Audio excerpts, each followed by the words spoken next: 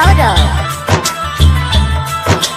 देख दर्दिया दवाई हमार चल गईलू, देख दर्दिया दवाई हमार चल गईलू।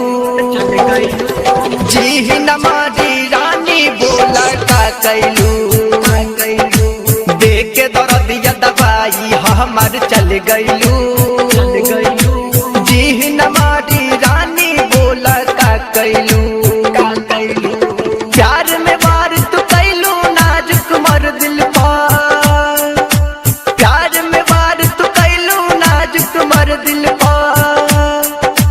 गैर के हथवा जाके अब रानी धैलू, देख दर्दिया दवाई हमार चल गईलू। जी नमारी रानी बोला का कैलू। वो तो अपना दर्द रो रो कर सुनाते रहे, हमारी तन्हाइयों से आंख चुराते रहे। हमें तो मिल गया किताब ऐ बेवफा, क्योंकि हम हर गम को मुस्कुरा कर छुपाते रहे। भूल न पाई तो हर सूरत यह याद आवेलू, रतिया के सपना में चूड़ी तू खनकावेलू।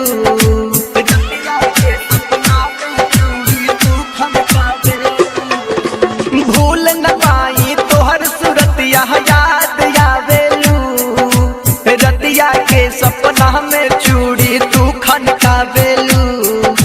दिहल निशानी देख के हमर जियत तू हो खबू, पानी के बदले आंसू बहा के पियत तू हो खबू।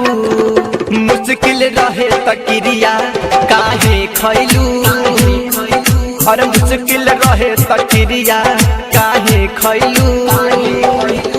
जी नमारी रानी बोला का कैलू, देख दर्दिया दवाई हमार चल गईलू।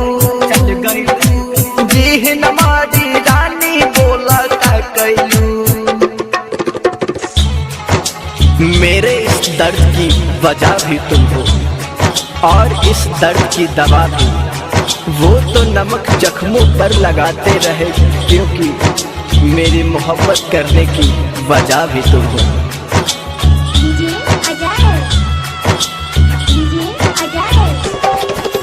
हम तोहरा से प्यार करीले कहत हम बानी, शुरू होके से पहले खत्म कैलू कहानी। आखिर काहे कैलू।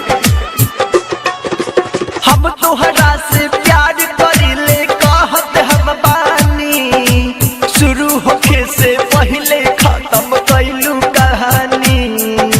राइटर राकेश आह भरले प्यार में लुट के, सूरज राजा रोवत हुई है घरे बैठ के।